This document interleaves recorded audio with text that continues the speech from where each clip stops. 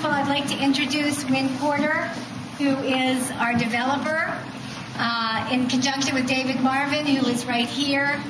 And we're delighted that you're all here and that you could be with us. I'm going to go ahead and introduce you to Faith Ott. Faith Ott has been a consultant for us for about a year now with this project.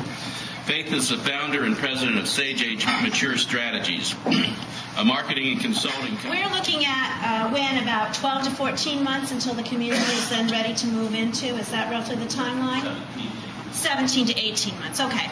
So, in all reality, if we get through the process during the first quarter of this year, okay, by the end of March, and we're ready to start fully, not just developing the land and everything, but start building the building, we're looking at 17 to 18 months until you'd have to sell your home, have the proceeds from the sale of your house, if that's how you were planning on making this investment into the villas at Canterfield. John, what's your feeling on that? House is priced right, 17 to 18 months. Concern? As long as you're not in that over $1 million category, not an issue. Even if you are, if we stage it properly and price it properly. So what that means is it gives you time to prepare, time to get your house ready, time to sell it to the right buyer, not sell it at a fire sale.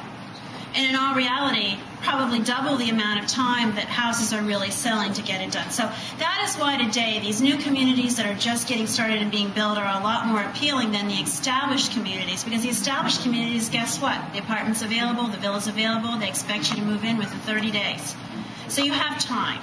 So that's a plus. And I think what John brought to the presentation today, the discussion today, is that unlike what you're hearing out there, you don't have to fear whether or not you can sell your house. You can sell your house. All right, now we'll open it up for some questions, specific questions. Anybody? Yes? I'd just like to add a couple of words to the vernacular and vocabulary here.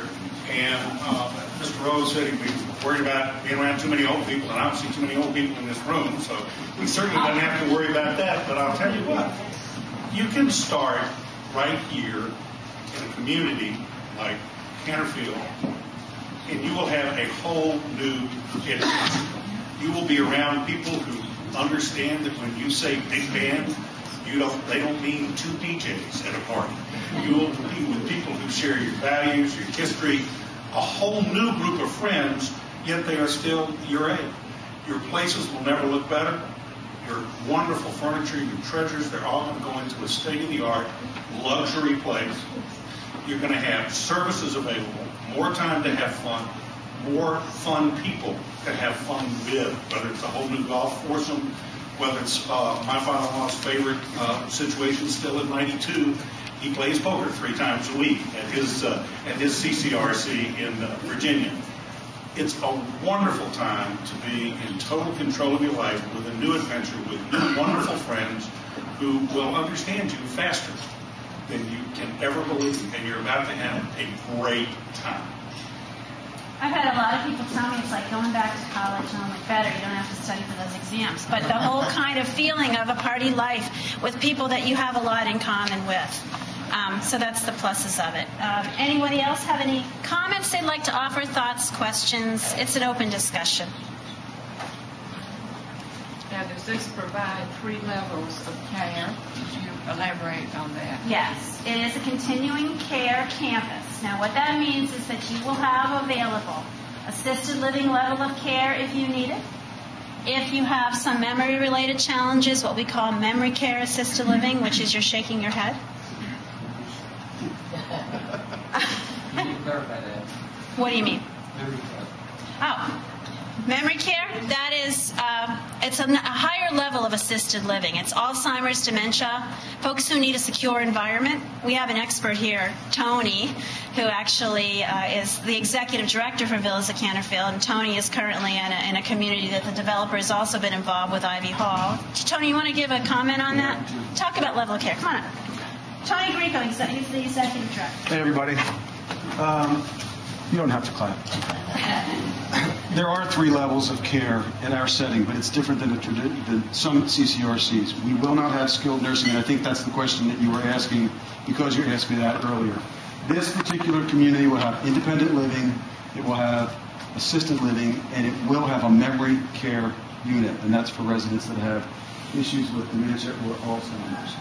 To supplement the fact that we don't have skilled nursing, we have relationships with skilled nursing facilities in the area. The one experience that I have noted being at Ivy Hall for the last 8 years is that the number of people that have had to be discharged to skilled nursing is extremely small.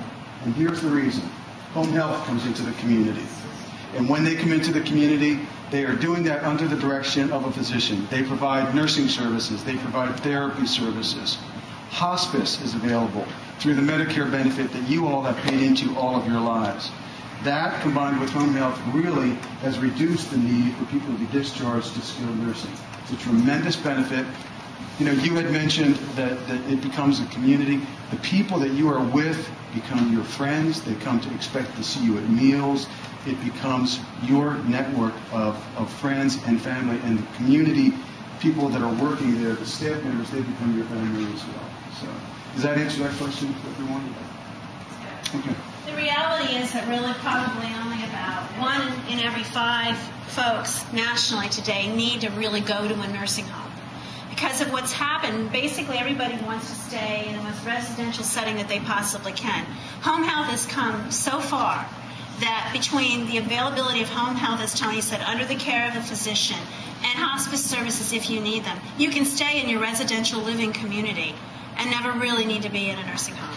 Faith, could I add one point? You had mentioned this about people not making the decision, and I think Mark did too, to get into assisted living or retirement living soon enough. The fact that you do get into that setting more quickly enables you to maintain your level of independence higher and longer, and that's a blessing. So. You were a bad patient. A bed patient? If you're a bed patient, home health can still come in and hospice can still come in to the assisted living setting.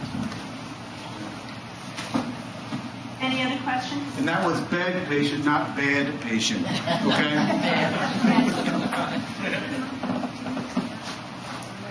Yeah, the question is there a monthly fee? Yes, there is a monthly fee. It basically covers your meals, your utilities, your real estate taxes, all of the things that you would typically pay for in your own home that you would have normal living expenses. It's based upon the size of the apartment. And Nancy and the team can give you the specific details on that. But as Mr. Rose said, when he and Elizabeth went down through and added up all of the costs that are included in living in the community with what they were paying for out-of-pocket expenses, he said it was about a $50 difference. So in all reality, it's pretty much market-driven, but it covers all of the utilities and the taxes that would have to be paid, your access to meals, all the programs that you get, those kinds of things. Yes? Well, the monthly fee, is there an annual cost of living increase in it? Normally, there is an annual cost of living increase. It's usually based upon what's happening in the market. However, I will tell you this year, most of the retirement community saw more than an annual cost of living simply because of what happened at the end of last year and the cost of fuel. So most of the costs of increase on monthly fees are driven by what's happening in the marketplace as well, too. Now, they'd like to think with the fact that fuel costs are going down that they may not see those increases this year. But beginning of this year, that was a little bit higher. Yes? What's the basis for that increase? CPI or what? Yeah, usually cost of living. Yeah. A monthly fee? Sure. Nancy, why don't you talk? Nancy works with us daily. I don't want to misquote. I'll let Nancy fill you in on the monthly fees.